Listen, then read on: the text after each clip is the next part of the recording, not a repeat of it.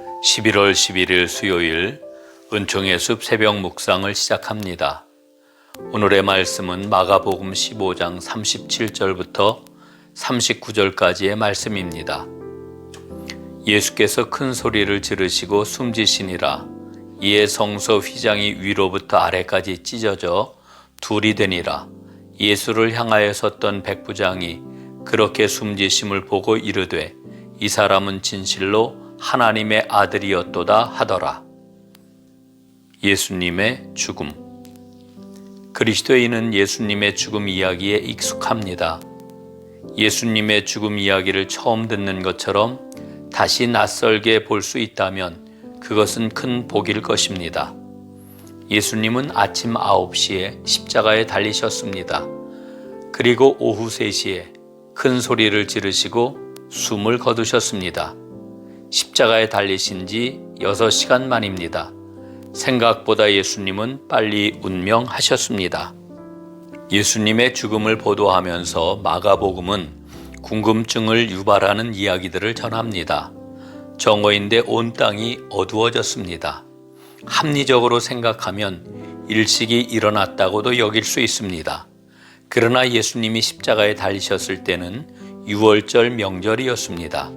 유월절은 보름에 있는 명절이기 때문에 달의 위치가 일식과는 상관이 없습니다. 이 어둠은 설명할 수 없는 우주적 어둠, 새 창조의 시간임을 알 수 있습니다. 어둠과 같은 암시적 사건보다 예수님의 죽음을 통해 직접적으로 주목해야 할 사건들이 있습니다. 첫째, 성소의 휘장이 찢어지는 사건입니다. 성소의 휘장이 위로부터 아래까지 찢어져 둘이 되었습니다. 성전의 시대는 끝났다는 것이지요. 성전의 존재 목적은 이제 십자가 사건으로 인수가 되었다는 것입니다. 성소의 휘장을 통하여 성소와 지성소가 구별되었습니다. 지성소는 하나님이 임재하시는 곳입니다. 그곳은 오직 대제사장이 1년에 단 한 번 손에 속죄의 피를 들고서 들어갈 수 있는 곳입니다. 그런데 하나님의 아들 예수께서 십자가에서 죽으시는 그 순간 성소와 지성소의 구별이 사라진 것입니다. 하나님 아버지께 나아가는 길이 온 세상 모든 사람에게 활짝 열렸습니다.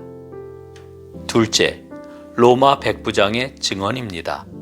백부장은 이 사람은 진실로 하나님의 아들이었도다 하고 고백합니다.